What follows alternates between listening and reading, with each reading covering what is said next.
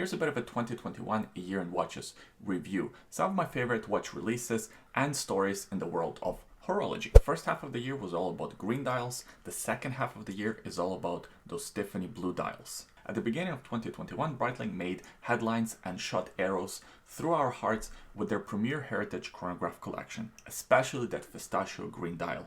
Instant hit, instant success, sold out watch at pretty much all Breitling ADs. Speaking of sold out watches, Rolex pretty much has had empty shelves for the last 12 months. You couldn't even walk into the AD and buy a 36mm Datejust. All sports models are now unicorns. We're talking about Submariners, GMT Masters, Sky Dwellers, Explorers, and even Yacht Masters. Speaking of subs and explorers, 41mm Submariner made people angry, stopping production on 39mm Explorer made people angrier, and adding a two-toned 36mm version of Rolex Explorer made people disappointed.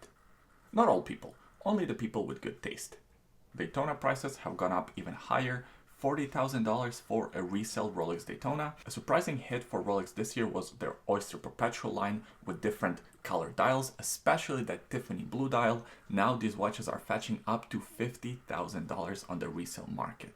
What the f? This astronomical price of Oyster Perpetual Tiffany blue dial was fueled a lot by the recent sale of Patek Philippe Nautilus 5711 in Tiffany blue. This watch was only made in 150 pieces, which is a very limited release. And one of these watches has recently sold at an auction for $6.5 million. Just to remind you, it's a $35,000 retail price watch. Cool. Cool. But that's not the only crazy Patek Philippe Nautilus sale this year. Remember when I said that the beginning of this year was all about green dials? Well, a sealed version of Patek Philippe 5711 with the green dial sold at auction this July for over $400,000. And once again, I just want to point out that this is a $35,000 retail price watch that sold for over $400,000. Money is meaningless. Rolex and Patek aren't the only companies making cool watches this year. I really liked Zenith Chronostop Sport. Yes, this watch is heavily inspired by a Rolex Daytona, but it is still awesome in its own right. And unlike the Daytona, you can actually buy one from the AD. What's that?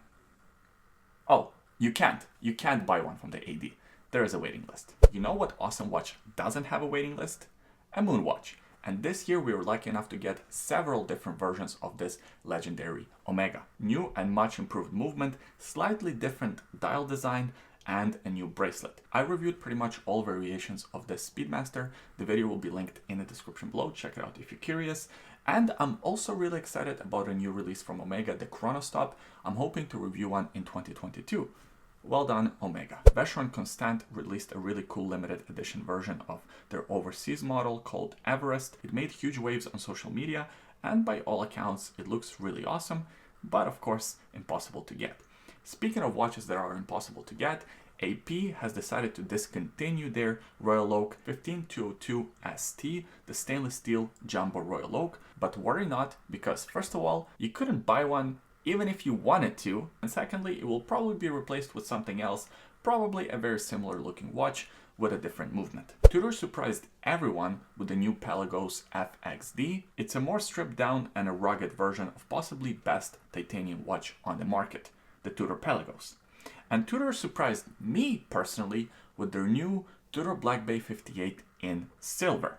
At first, I hated this watch. Now I kind of love it. It's a whole thing. Tissot PRX Automatic is pretty much the watch that everyone loves, including myself. It's the watch that everyone keeps on talking about, but I still think it needs more attention. That's why I want to highlight it in this video, because it's one of my favorite releases of this year. Another one of my favorite releases for this year is Mido Decompression Timer Limited Edition 1961. Wow, that's a mouthful. Interesting looking, funky watch, like few others on the market right now. I've done a review of one. You can find the video somewhere on the channel. I will also leave it linked in the description below. Lastly, Jager Lecoutre released their most complicated reverso ever.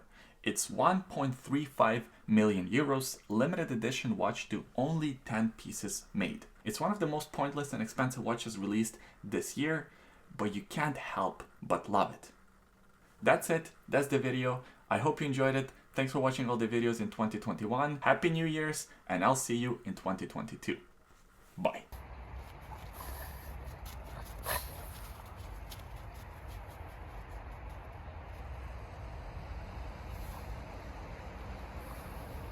What is it? Can you get the stick out? You already have a stick. You already have a stick. Need another one?